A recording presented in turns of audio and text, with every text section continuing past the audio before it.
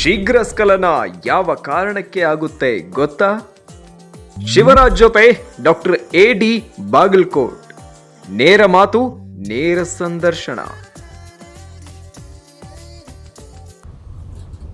ನಮಸ್ಕಾರ ವೀಕ್ಷಕರೇ,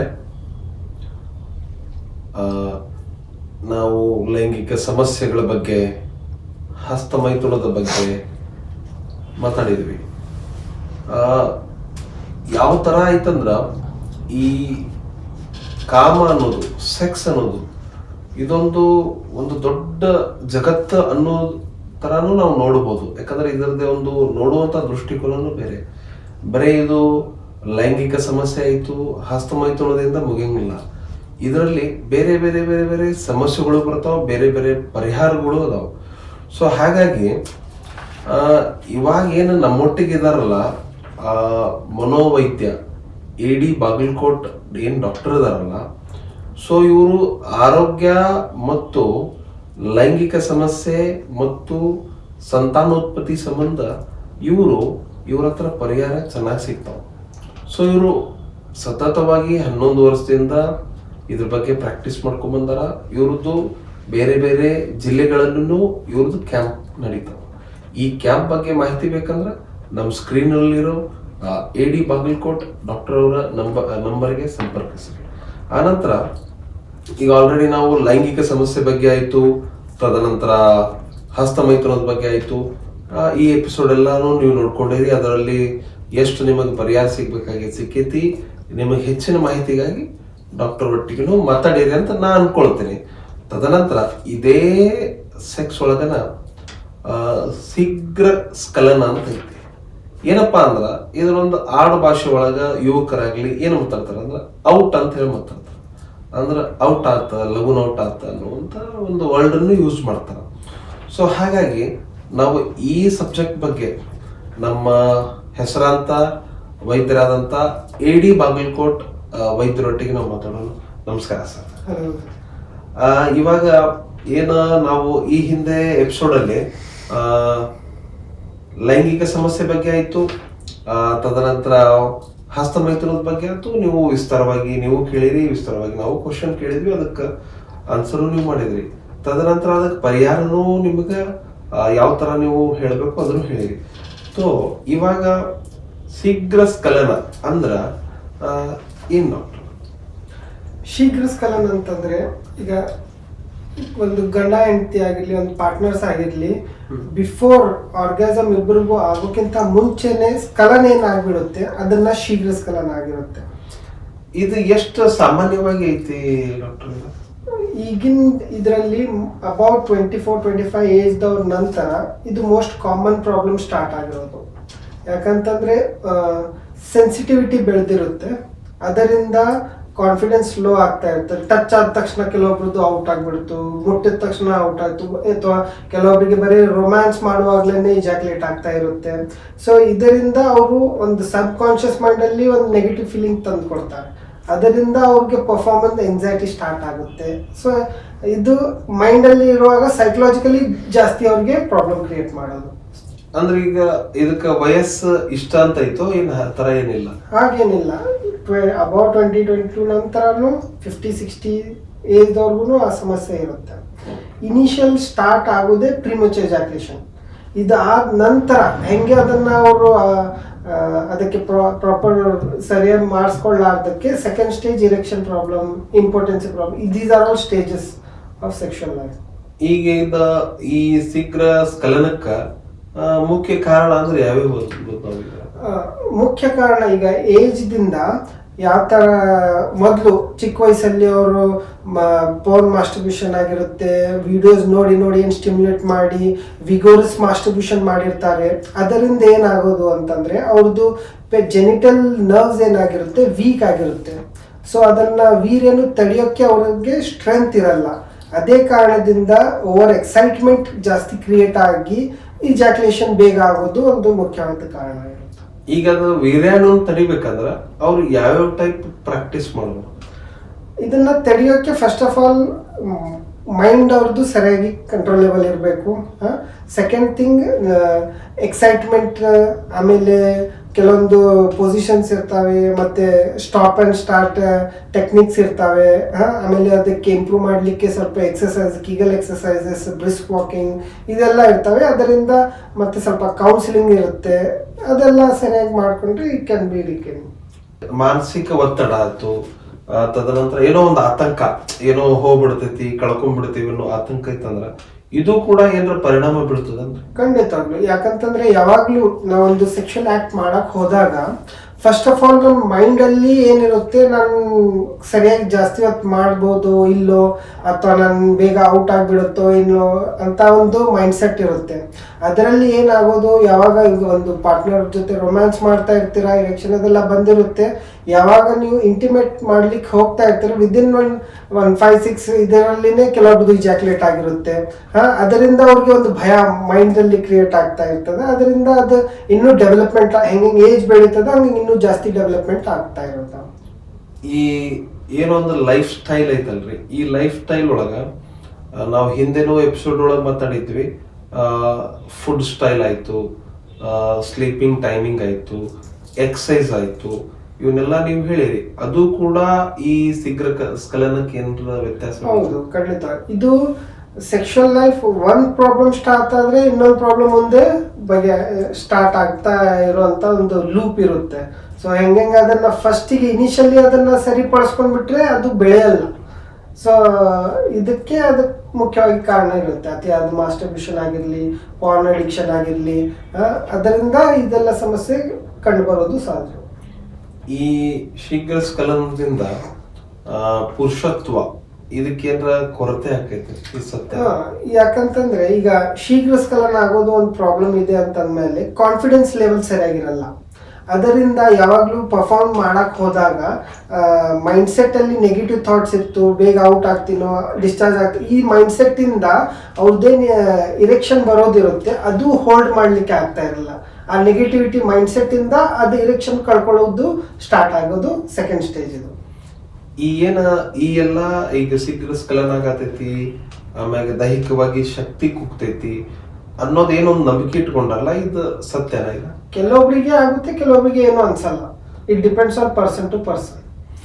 ಈಗೇನು ವಯಸ್ಸಾಗಿರ್ತೈತಲ್ರಿ, ಈ ವಯಸ್ಸಾದವ್ರಿಗೆ ಮಾತ್ರ ಈ ಸಮಸ್ಯೆ ಬರ್ತದೋ ಅಥವಾ ಆಲ್ಮೋಸ್ಟ್ ಆಲ್ ಹಿಂಗಿಂತ ಏಜ್? ಈಗಿನ ನನ್ನ ಕಡೆ ಬರೋ ಪೇಷಂಟ್ಸ್ ಅಬೌಟ್ 20 ಏಜ್ ದವರು ಬರ್ತಾ ಇದ್ದಾರೆ. ಶೀಘ್ರ ಸ್ಖಲನ ಆಗಿರ್ಲಿ ಅಥವಾ ನೈಟ್ ಫಾಲ್ ಪ್ರಾಬ್ಲಮ್ ಆಗಿರ್ಲಿ, ಇದೆಲ್ಲ ಪ್ರಾಬ್ಲಮ್ಸ್ ಅದರಿಂದಾನೇ ಸ್ಟಾರ್ಟ್ ಆಗೋದು. ಈ ಶೀಘ್ರ ಸ್ಖಲನಕ್ಕ ಸೆಲ್ಫ್ ಕಾನ್ಫಿಡೆನ್ಸ್ ಯಾವ ಟೈಪ್ ಪ್ರಭಾವ ಬೀರ್ತೈತಿ, ಪರಿಣಾಮ? ಸೆಲ್ಫ್ ಕಾನ್ಫಿಡೆನ್ಸ್ ಇಂದ ಎಲ್ಲಾ ತರ ಪ್ರಾಬ್ಲಮ್ಸ್ ನೀವು ಸಾಲ್ವ್ ಮಾಡ್ಕೋಬಹುದು. ಶೀಘ್ರ ಸ್ಖಲನ ಅಂತಂದ್ರೆ ಅದನ್ನ ನೀವು ಮೈಂಡ್ ಅಲ್ಲಿ ಇಡ್ಲಾರ್ದೇನೆ ಅದನ್ನ ಪರ್ಫಾರ್ಮ್ ಮಾಡ್ಲಿಕ್ಕೆ ಹೋಗ್ಬೇಕು. ಫಸ್ಟ್ ಆಫ್ ಆಲ್ ಅದು ನೀವು ಮೈಂಡ್ ಸೆಟ್ ಪಾಸಿಟಿವಿಟಿಯಿಂದ ಇದ್ದು ನಿಮ್ಮ ಪಾರ್ಟ್ನರ್ ಅದರ ಜೊತೆ ನಿಮ್ದು ಪಾಸಿಟಿವ್ ರೆಸ್ಪಾನ್ಸ್ ಕೊಡ್ತಾ ಇದ್ದಾರೆ ಅಂತಂದ್ಮೇಲೆ ನೀವು ಅದನ್ನ ಹೋಲ್ಡ್ ಮಾಡ್ಕೋಬಹುದು. ಅದನ್ನ ನೀವು ಬೇರೆ ಬೇರೆ ಪೊಸಿಷನ್ಸ್ ಇಂದನೂ ಅದನ್ನ ತಡೆಗಟ್ಟಬಹುದು. ಈಗ ಇದು ಶೀಘ್ರ ಸ್ಖಲನ ಆಗತೈತಿ ಅನ್ನೋದೊಂದು ಒಬ್ಬೊಬ್ಬರಿಗೆ ಅಪರಾಧ ಭಾವನೆ, ಗಿಲ್ಟ್ ಆಗಿ ಕಾಡ್ತಾ ಇರ್ತೈತಿ. ಯಾವ ತರ ಅವ್ರು ಇದನ್ನ ತಗೋಬಹುದು? ಅದು ಈಗ ಗಿಲ್ಟ್ ಅವ್ರಿಗೆ ಬರೋದು ಯಾವಾಗ ಅಂತಂದ್ರೆ, ಈಗ ಒಂದು ಪಾರ್ಟ್ನರ್ಗೆ ಸ್ಯಾಟಿಸ್ಫೈ ಕೊಡ್ಲಿಕ್ಕೆ ಅವ್ರಿಗೆ ಯಾವಾಗ ಆಗಲ್ಲ. ಈಗ ಜನರಲ್ ಎಕ್ಸಾಂಪಲ್, ನಾವು ಈಗ ಫೋರ್ ಪ್ಲೇ ಅದೆಲ್ಲ ಮಾಡ್ತಾ ಇರ್ತೀವಿ, ನಮ್ಮ ಪಾರ್ಟ್ನರು ಆ ಮೂಡಲ್ಲಿ ಬಂದಿರ್ತಾರೆ, ಆ ಸ್ಟಿಮ್ಯುಲೇಟ್ ಅವ್ರಿಗೂ ಆಗಿರುತ್ತೆ. ಅದರಲ್ಲಿ ಅವ್ರು ಮಾಡಕ್ ಹೋದಾಗ ಸಡನ್ಲಿ ಔಟ್ ಆಗ್ಬಿಟ್ರೆ ನಮ್ಮ ಪಾರ್ಟ್ನರ್ ಮುಖ ನೋಡಿ ನಮ್ಗೆ ಒಂದು ಅಸಹ್ಯ ಅನಿಸ್ತದೆ. ಈಗ ಕೆಲವು ಜನ ಅಪರಾಧದ ಭಾವನೆ ಇಟ್ಕೊಂತಾರ, ಇದನ್ನ ಯಾವ ಟೈಪ್ ಅವ್ರು ತಗೋಬೇಕು? ಗಿಲ್ಟ್ ಫೀಲಿಂಗ್ ಬರೋದು ಯಾವಾಗ ಅಂತಂದ್ರೆ, ಈಗ ನಾವು ಒಂದು ಪಾರ್ಟ್ನರ್ ಜೊತೆ ಇದ್ದಾಗ, ಇಂಟಿಮೇಷನ್ ಟೈಮ್ ಇದ್ದಾಗ, ಈಗ ನಾವು ಫೋರ್ ಪ್ಲೇ ರೊಮ್ಯಾನ್ಸ್ ಅದೆಲ್ಲ ಮಾಡ್ತಾ ಇರ್ತೀವಿ, ಆಲ್ ಆಫ್ ಅ ಸಡನ್ ಒಮ್ಮಕ್ಲೆ ಇಜಾಕ್ಯುಲೇಟ್ ಆಗಿಬಿಟ್ರೆ ಒಂದು ನಮ್ಮ ಅಪೋಸಿಟ್ ಪಾರ್ಟ್ನರ್ಗೆ ಒಂದು ನೆಗೆಟಿವ್ ಫೀಲಿಂಗ್ ಸ್ಟಾರ್ಟ್ ಆಗೋದು.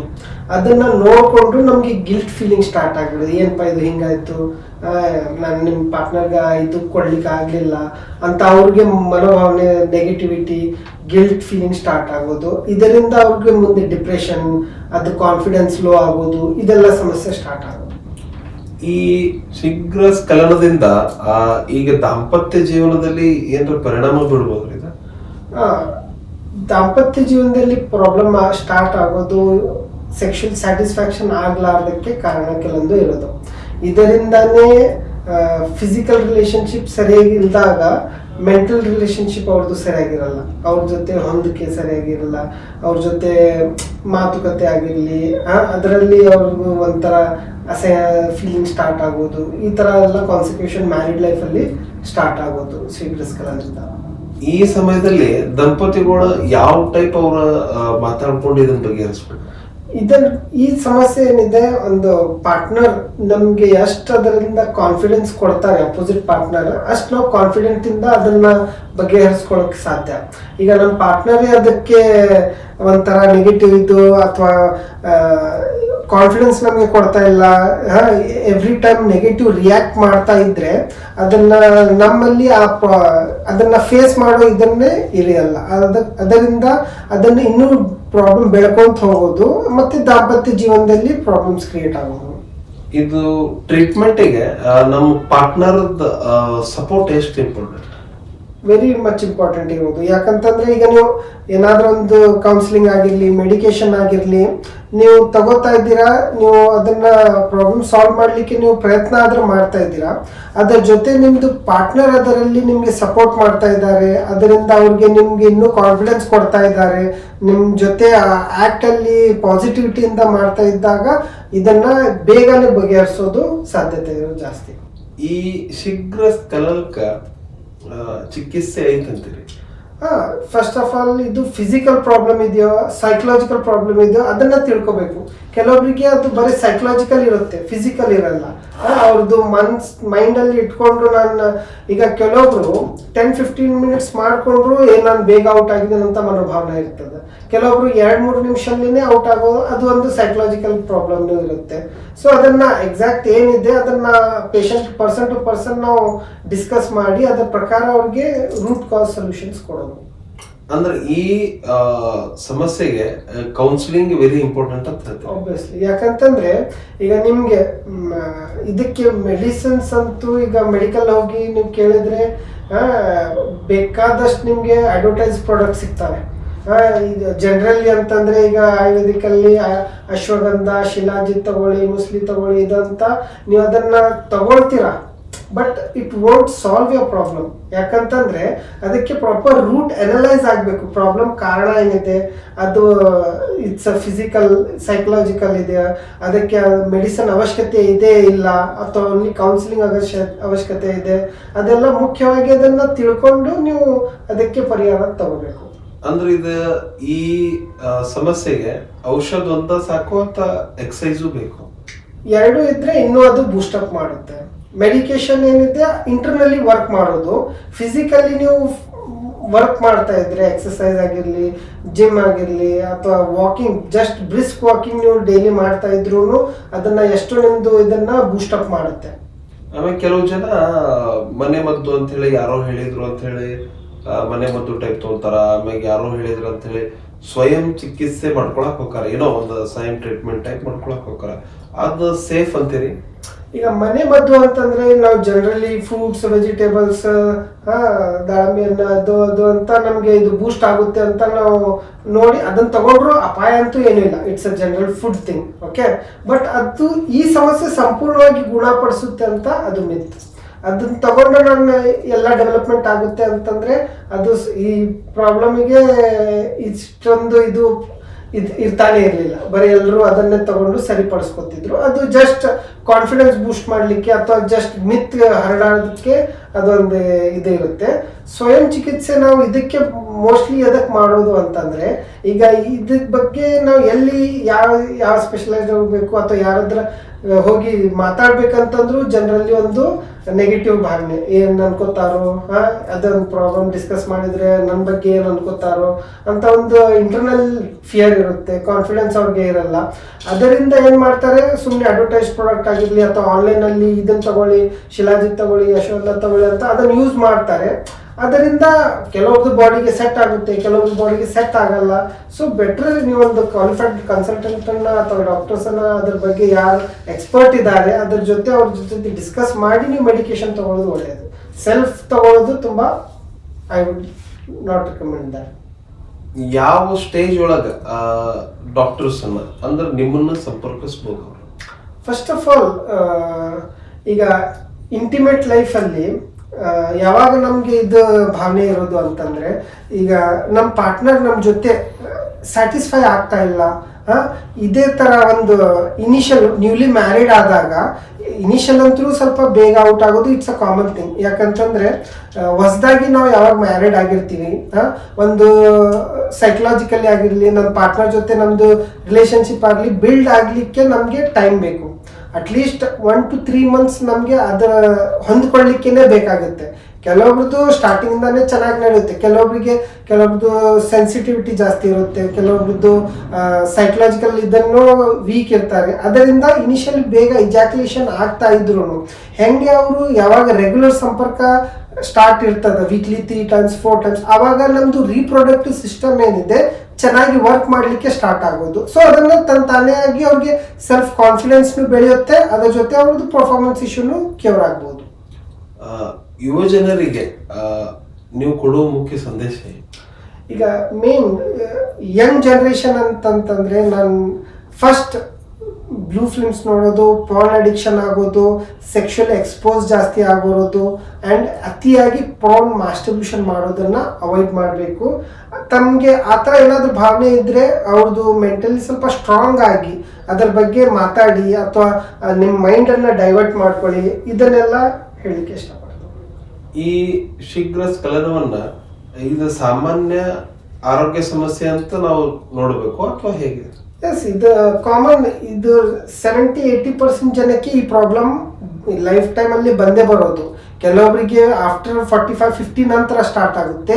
ಈಗಿನ ಜನರೇಷನಲ್ಲಿ 20-25 ಏಜ್ದವ್ರಿಗೂ ಈ ಸಮಸ್ಯೆ ಕಾಡ್ತಾ ಇದೆ.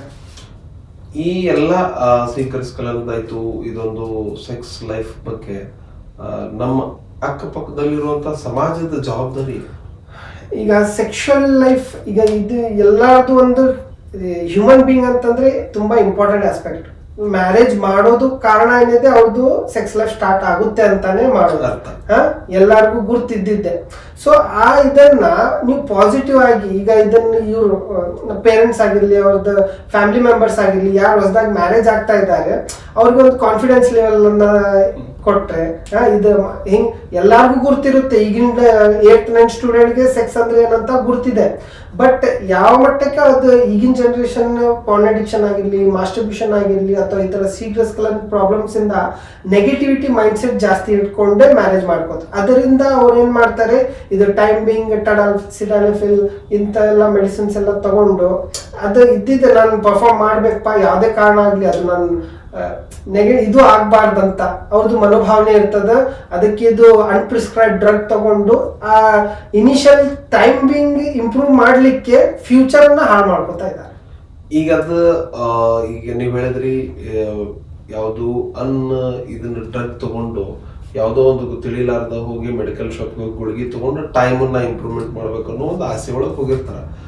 ಅದನ್ನ ತಗೊಳ್ಳೋದ್ರಿಂದ ಸಮಸ್ಯೆ ಆಕೈತೆ ಅಂದಾಗ, ಈಗ ಅದನ್ನ ಬಿಟ್ಟ ನಿಮ್ ಕಡೆ ಬಂದ್ರ ಎಷ್ಟು ದಿನದೊಳಗೆ ಈ ಸಮಸ್ಯೆ ಬಗೆಹರಿಯುತ್ತೆ? ಈಗ ಎಕ್ಸಾಕ್ಟ್ಲಿ ಇಷ್ಟು ದಿನಕ್ಕೆ ಅಂತ ಎಲ್ಲಾರ್ದು ಪ್ರಾಬ್ಲಮ್ ಸಾಲ್ವ್ ಆಗಲ್ಲ. Every person has different aspect of their health. So ಕೆಲವೊಬ್ಬರಿಗೆ ಕೌನ್ಸಿಲಿಂಗ್ ಸೆಷನ್ಸ್ ಆಗ್ತಿವೆ, ಕೆಲವೊಬ್ಬರಿಗೆ ಮೆಡಿಕೇಶನ್ ಇದು ಅಗತ್ಯ ಜಾಸ್ತಿ ಇರುತ್ತೆ. ಮಿನಿಮಮ್ 3-4 months ಟೈಮ್ ಡ್ಯೂರೇಷನ್ಸ್ ಕೆಲವೊಬ್ಬರಿಗೆ ಇರ್ತದೆ. ಒಟ್ಟು ಅಲ್ಲ, ನಿಮ್ಮ ಹತ್ರ ಯಾವ್ದಾರ ಈ ಸಮಸ್ಯೆ ಇಟ್ಕೊಂಡು ಬಂದು ಇದಲ್ಲ ಮತ್ತೊಂದು ಯಾವ್ದೋ ಸೆಕ್ಸ್ ಲೈಫ್ ಅದವ್ರದ್ದು ಏನೋ ಸಮಸ್ಯೆ ತಗೊಂಡ್ಬಂದ್ರು ಪರಿಹಾರ ಆಕೇತ ಅಂತ ಹೇಳ್ತಾರೆ. ಪರಿಹಾರ ಯಾವುದು ಮೆಡಿಕಲ್ ಪ್ರಾಕ್ಟೀಷನರ್ ಆಗಿರ್ಲಿ ಗ್ಯಾರಂಟಿ ಏನು ಯಾರಿಗೂ ಬರೆದು ಕೊಡಲ್ಲ. Okay, we are practising. ನಮ್ದು ಕರ್ತವ್ಯ ಏನಿದೆ, ನಮ್ಮ ಪೇಷಂಟ್ಸ್ಗೆ ನಾವು ಸಂಪೂರ್ಣವಾಗಿ ಗುಣಮುಖ ಮಾಡಬೇಕು ಅಂತ. ಬಟ್ ಏನಿದೆ, ಯಾರು ಫಾಲೋ ಅಪ್ ಮಾಡ್ತಾರಲ್ಲ, will assure that they have a better sex life in future. ಅಂದ್ರೆ ನಿಮ್ ಕಡೆ ಬಂದ್ರ 100% ಅವ್ರ ಸೆಕ್ಸ್ ಲೈಫ್ ಇಂಪ್ರೂವ್ಮೆಂಟ್ ಆಕೈತಿ. Definitely will guide in each and every way. ಬರೀ ನಾವು ಮೆಡಿಸಿನ್ ಕೊಡೋದು ಅಥವಾ ಕೌನ್ಸಿಲಿಂಗ್, ಅವ್ರದ್ದು ಲೈಫ್ ಸ್ಟೈಲ್ ಹೆಂಗಿರ್ಬೇಕು, ಅವ್ರದ್ದು ಡಯಟ್ ಹೆಂಗಿರ್ಬೇಕು, ಫಿಸಿಕಲ್ ಆಕ್ಟಿವಿಟಿ ಹೆಂಗಿರ್ಬೇಕು, ಮೈಂಡ್ ಸೆಟ್ ಹೆಂಗಿರ್ಬೇಕು, ಕೆಲವೊಬ್ರದ್ದು ಪ್ರೆಗ್ನೆನ್ಸಿಗೋಸ್ಕರ ಆಗಲಿ, ಇದನ್ನ ಈಸಿಲಿ ಕನ್ಸೀವ್ ಆಗಲಿಕ್ಕೆ ಯಾವ ಥರ ಯಾವ ಡೇಸಲ್ಲಿ ಇದು ಇಂಟರ್ಕೋರ್ಸ್ ಇರಬೇಕು, ಅದೆಲ್ಲ ನಾವು ಗೈಡ್ ಮಾಡ್ತೀವಿ. ಓಕೆ ವೀಕ್ಷಕರೇ, ನೀವು ನೋಡಿದ್ರಿ ನಮ್ಮ ಡಾಕ್ಟರ್ ಬಾಗಲಕೋಟ್ ಸರ್ ಯಾವ ಥರ ಈ ಶೀಘ್ರ ಸ್ಖಲನದ ಬಗ್ಗೆ ಮಾತಾಡಿದ್ರು ಅಂತ. ಸೆಕ್ಸ್ ಲೈಫನ್ನು ಯಾವ ಥರ ನಾವು ನೋಡಬಹುದು, ಇದು ಒಂದು ಅಸಹ್ಯನ ಅಥವಾ ಚಲೋನ? ಯಾಕಂದ್ರೆ ಕೆಲವು ಜನ ಏನೈತಲ್ಲ ಆಲ್ಮೋಸ್ಟ್ ಅಲ್ಲಿ ನಾನು ನೋಡೋದಂದ್ರೆ 100ಕ್ಕೆ 70% ಜನ ಈಗಲೂ ಕೂಡ ಅದನ್ನು ಗುಪ್ತವಾಗಿ ಮಾತಾಡೋದು, ಯಾರಿಗೂ ಕೇಳದೇ ಇರೋವಾಗ ಮಾತಾಡೋದು ನಡೆದದು. ಅದೇನು ತಪ್ಪಲ್ಲ, ಮಾತಾಡ್ಲಿ ಅವ್ರ ವೈಯಕ್ತಿಕವಾಗಿ ಅವ್ರದ್ದೊಂದು ಏನೋ ಇಮೇಜ್ ಹಾಳಾಗ್ಬಾರ್ದು ಅನ್ನೋ ಒಂದು ಈ ಒಳಗೆ ಹೋಗ್ತದೆ. ಬಟ್ ಎಲ್ಲರ ಲೈಫ್ ಒಳಗೂ ಸೆಕ್ಸ್ ಅನ್ನೋದು ಕಾಮನ್. ಯಾಕಂದ್ರೆ ಸೆಕ್ಸ್ ಬರೀ ಮನುಷ್ಯರಿಗಷ್ಟಲ್ಲ, ಸಕಲ ಜೀವರಾಶಿಗಳಲ್ಲೂ ಐತಿ. ಸೊ ಹಾಗಾಗಿ ಸೆಕ್ಸ್ ಅನ್ನೋದು ಕಾಮನ್ ಇದ್ದಾಗ ನಿಮ್ಮದು ಏನೋ ಸಮಸ್ಯೆ ಇರಲಿ, ಅದರಿಂದ ಏನೋ ಸಮಸ್ಯೆ ಆಗೈತಿ, ನೀವೆಲ್ಲೋ ಎಡಿಕ್ಷನ್ ಆಗಿರಂತಂದ್ರೂ AD ಬಾಗಲಕೋಟ್ ಇವ್ರ ಡಾಕ್ಟರ್ಗೆ ಕನ್ಸಲ್ಟ್ ಮಾಡ್ರಿ. ನಿಮ್ದು ಯಾವ್ದು ಸಮಸ್ಯೆ ಐತಿ ಅದನ್ನ ಬಗೆಹರಿಸ್ರಿ. AD ಬಾಗಲಕೋಟ್ ಅವ್ರ ನಂಬರನ್ನ ನಮ್ಮ ಸ್ಕ್ರೀನ್ ಒಳಗೆ ನಾವು ಸ್ಕ್ರೋಲ್ ಮಾಡ್ತಾ ಇದ್ದೀವಿ, ತಗೊಳ್ರಿ. ಇಮಿಡಿಯೇಟ್ ನಿಮ್ಮ ಫೋನ್ ತಗೊಂಡು ಅವ್ರಿಗೆ ಕಾಂಟ್ಯಾಕ್ಟ್ ಮಾಡ್ರಿ. ನಮಸ್ಕಾರ.